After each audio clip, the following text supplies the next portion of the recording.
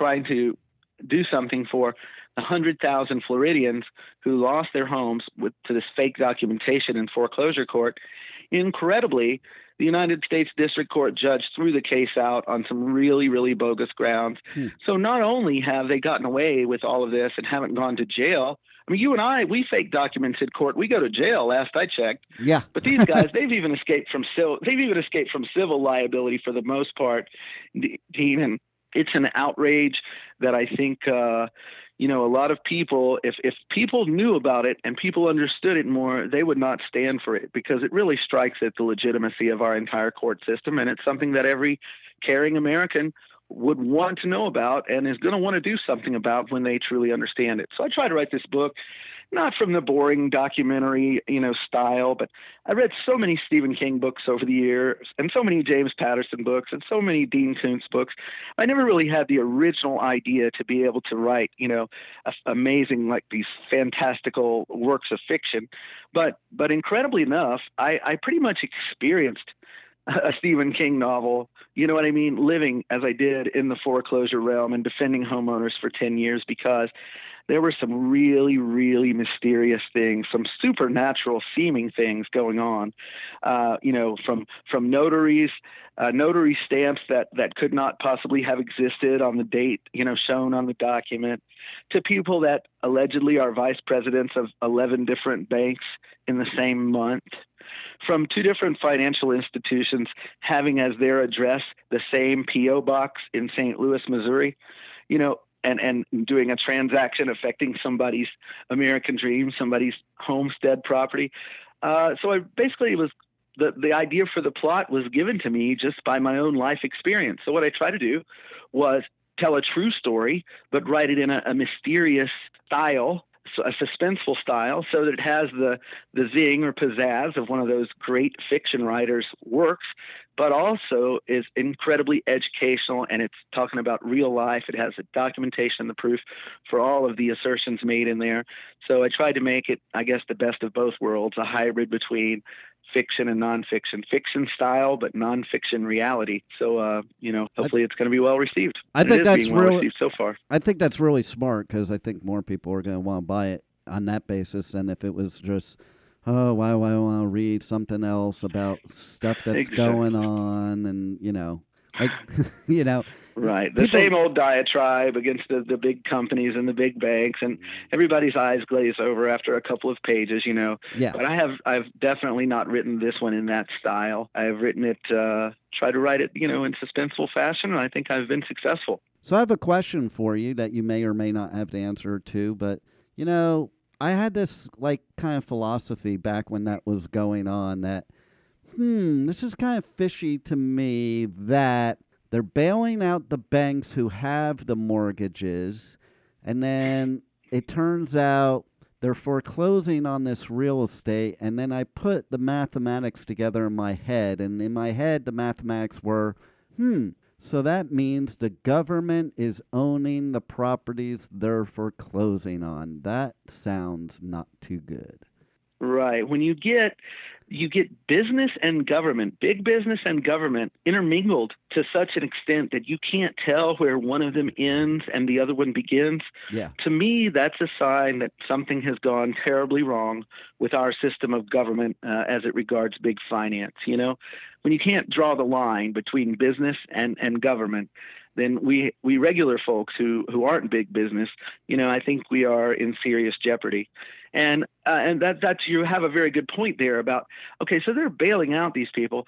Well, in reality, the big banks were the perpetrators of the entire boom-bust cycle, and they have been for centuries. And they are masters at casting themselves as if they are victims. They're just hapless victims, in the random fluctuations of the economy, when in fact they are the puppet masters. They are behind the scene, behind the curtain, pulling the strings, and they're manipulating the economy. They're the ones that determine whether there's a boom or bust in real property sales prices, and in fact, I mean, one of the things that's in my book, there are whistleblowers who used to work for Bank of America and Wells Fargo. And, these big banks, they received billions of dollars in taxpayer funds to give people relief from their distressed mortgages, to give people legitimate modifications, which would involve reductions in principal. And all they did was set up these boiler rooms where they have a bunch of people, like in Charlotte, North Carolina, taking calls. And these people are actually paid. They're incentivized to lie to homeowners, to jerk them around, to make them think they're getting a loan modification just long enough so that the deadline for responding to the court papers passes, and the people, have sent in their financial documentation over and over again, and the whistleblowers explain how Bank of America regularly told homeowners, oh, we didn't receive those documents, can you send them in again? They would stall the homeowners until 30 days had passed, and then they would say, oh, the documents are stale, we need you to send those in again.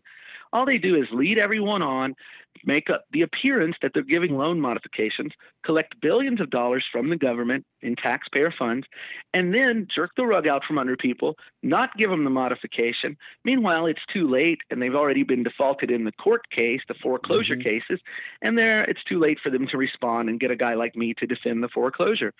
So it really is just a dirty game from beginning to end with all of those subprime mortgages. And if we don't do something about it, you better believe something similar is going to happen again really soon, because that's what the banks do. The boom and bust cycle and the exploitation of the regular hardworking folks and the carrot and the stick. They make you think, oh, we're extending you the opportunity for the American dream, but really it turns out to be the American nightmare. I mean, the carnage in terms of families breaking up, divorces, substance abuse relapse, suicides, what have you, from people being foreclosed upon is just astronomical. And once you understand, you really can't stand for it, and I can't stand for it. And I know that many, many others will feel the same way once they've read my book. Yeah, I got to tell you, when you mentioned boiler room, the immediate thing I thought of is like, yeah, these banks were doing things that was no better than the Wolf of Wall Street. It's no different. And it's funny because being in the brokerage business before, there were people in my business that were bad, like the Wolf of Wall Street, that got kicked out of the business. And then those are the people, because I know some of them personally, that were in those boiler rooms, calling on people doing the loan mods. So It's like, has that happened? They already got kicked out of one investment business for doing fraudulent. Well, let's put them somewhere else. And, it's funny you said about, the boom bust keep going on, because people have very short memories. I mean, hello, how many times do we have to bail out the banks? Like, look at the 90s, look at, just history. Yep. It's unbelievable. It is unbelievable.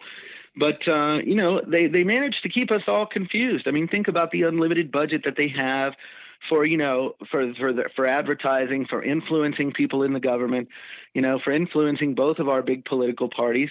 I mean, they make it look like things are just inadvertence when actually they are intentionally malicious acts that were designed, well in advance. And I think the big banks have an institutional memory that's a lot longer than that of your average American. I mean, we live, we die, and we don't really, our children, our grandchildren, they don't really get the full gist of all of our life's experiences, all of our life's wisdom. And it fades away, and the banks, the next generation of bankers, are just able to do what they did the previous generation, only a little more sophisticated, a little bit more deceptive, and a little bit, less apparent to the regulators and to the regular folks like you and I. So it's part of the reason that I've written this book, is to just memorialize the incredible experiences that I had and the incredible experiences that America had during the Great Recession and during the robo-signing thing. And